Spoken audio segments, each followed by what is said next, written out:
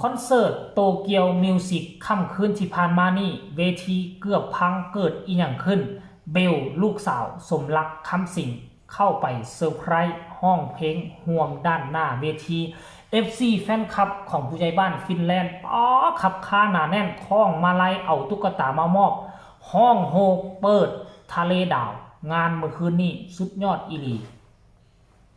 ทักทายสวัสดี FC แฟนคลับของเจเบาลาวทั้งสองฝั่งของบ่ว่าจะอยู่ทั้งฝั่งลาวฝั่งไทยหรือว่าอยู่ห่างไก่ต่างแดนก็ตามคลิปนี้จะแหวกแนวแน่จักหน่อยหนึ่งไปเห็นคลิปเห็นข่าวเรื่องเล่าดีๆแบบนี้ค่อยอดใจบ่ไหวท่านผู้ชมซึ่งก่อนหน้านี้ค่อยก็เคยติดตามแล้วก็เคยเห็นคลิปเห็นข่าวอยู่แต่ว่าห่างหายกันไปประมาณ2 เดือน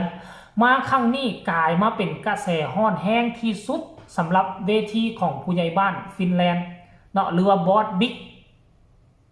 ที่ผ่านมาก็เคยเห็นบอสบิ๊กเซอร์ไพรส์ของขวัญให้กับลูกสาวของสมรักคำสิงแต่บ่คิดบ่ฝันว่า2 คนนี้จะกลายมาเป็นคู่จิ้นกันในวันนี้ไปเซอร์ไพรส์กันอยู่เทิงเวทีในงานคอนเสิร์ตมื้อวานนี้ FC แฟนคลับของบอสบิ๊กเปิดใจต้อนรับเอาเบลลูกสาวของสมรักคำสิงโทรขับค้าหนาแน่นมีห้องเพลงร่วมใจกันเนาะแล้วก็เบิ่งแล้วคล้ายๆคือว่ากำลังจะเปิดใจแง้มประตูแล้วว่าคือค่อยมักบอสบิ๊กแล้วคือค่อยมักเจ้าแล้วยามใดเจ้าจะมักค่อยคืนปัจจุบันนี้เพราะว่า2 คนนี่นะคือมีการคุกคีไปมาหาสู่เฮ็ดคอนเทนต์ร่วมกันมาเป็นเวลาหลายเดือนจนเฮ็ดให้ FC แฟนคลับของบอสบิ๊กเปิดอกเปิดใจรับเอาแล้วการที่มาเซอร์ไพรส์ในค่ำคืนที่ผ่านมานี่มันเฮ็ดให้เฮาเห็นได้ว่า2 คนนี้จะมีโอกาสขยับความสัมพันธ์เข้าไปถึงขั้นแต่งงานกันหรือบ่อ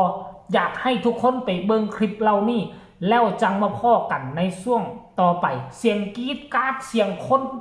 โฮต้อนรับเอามาไล่ไปคล้องคอเอาตุ๊กตาให้ไป3 เสียเอาซอดอกไม้เงินซอดอกไม้ทอง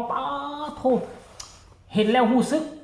ต้องได้นำเสนอแหละว่าซั่นทุกคนไปเบิ่งคลิปนี้สากลแล้วจึงมาพ้อกันในช่วงต่อไปมีคำตำหนิติชมคำคิดคำเห็นแนวใดเกี่ยวกับเหตุการณ์นี้ก็ให้ส่งข่าวมาได้ทางใต้คอมเมนต์ไปชมพร้อมๆกันเลยสวัสดีครับคนอย่างที่ร้องเพลงมวยกับมาวันนี้ร้องพร้อมไหมคะวันนี้เพราะที่สุดในโลกเลยครับหมดโตเกียวไม่มีใครเสียงดีก็เป็นคำสิงเลยแม่บอกก็ว่าแม่บอกเฮ้ยถูกลงฝ่าไว้กระวางโคง่าบอกเก่าหรือเปล่าหยอกยังไม่ได้สวัสดีเลยสวัสดีนะคะทุกคนเบสคำสิงนะคะคำสิงที่แปลว่าลูกนักมวยใช่ไหมดิก็ไปดูนักมวยขยันด้วยเลยแล้วก็บอลวันนี้มาที่ไหนครับรู้จักไหมครับที่นี่คือปทุมครับเอาทำให้อยู่ที่นี่ฝากใครได้ปะมาแนวมาช่วยเนี่ยขอบคุณค่ะขอบคุณนะครับขอบคุณครับผมขอบคุณค่ะผู้ใดเป็นยังโอ้ยพวงมาลัยยังไงคะทางนี้นะขอบคุณนะครับขอบคุณหลายๆเด้อครับขอบคุณค่ะด้อมบีบีขอบคุณหลายๆเด้อครับมีด้อมคู่ด้วยเราต้องคล้องไว้ตลอดเลยเหรอเราคล้องสิเราเป็นนักร้องเรามักร้ายหมีผู้พี่น้องคันว่าเมื่อกี้ขอมันนั่นตาห้องเมื่อกี้เนี่ยรับตังค์ด้วยครับรับตังค์ด้วยครับขออนุญาตฝากเฮ้ยเขาดูละครอะไรนะเล่นละครชื่ออะไรตามหารักแท้ที่เธอลืมตามหาเอาดิตามหารักที่เธอลืมขอบคุณค่ะขอบคุณค่ะ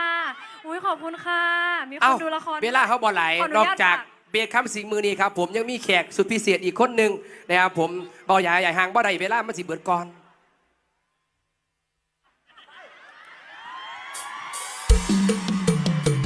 มาแล้วผู้ใดมา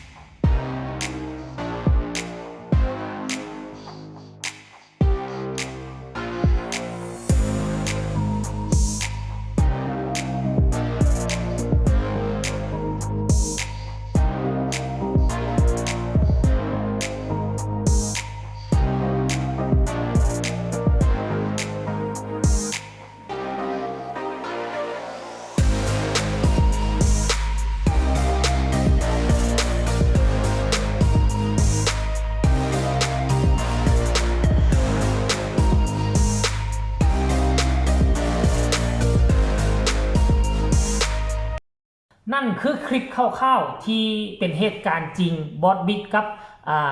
น้องเบลเป็นบอท่านผู้ชมลูกสาวของสมรักคำสิงได้ไปขึ้นเวทีห้องน่าจะเป็นครั้งแรกหรือบออันนี้ค่อยก็ไม่ได้ติดตามมา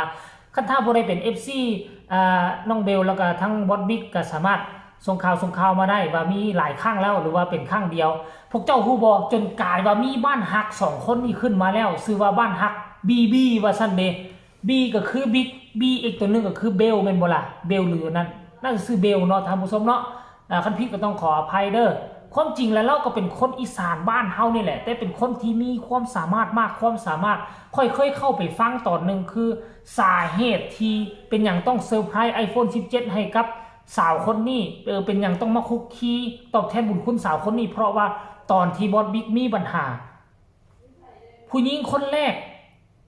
ที่โทรกิ้งกังเข้าไปหาให้กำลังใจก็คือคนนี้แหละคนนี้ช่วยเหลือตอนนั้นจึงเฮ็ดให้บอสบิ๊กตระหนักใจและกลับเข้ามาดูแลเทคแคร์ผู้หญิงคนนี้ในคลิปวิดีโอบางวรรคบางตอนต้องได้ปิดเสียงไว้เพราะมันติดลิขสิทธิ์เพลงขาเจ้าท่านผู้ชม FC แฟนคลับก็ให้เบิ่งภาพรวมๆไปทุกคนก็น่าจะพออกพอใจเนาะทีแรกค่อยก็ห่างหายไปโดนแต่มาเห็นแบบนี้แล้วมันอดใจบ่ได้เห็นความหวาน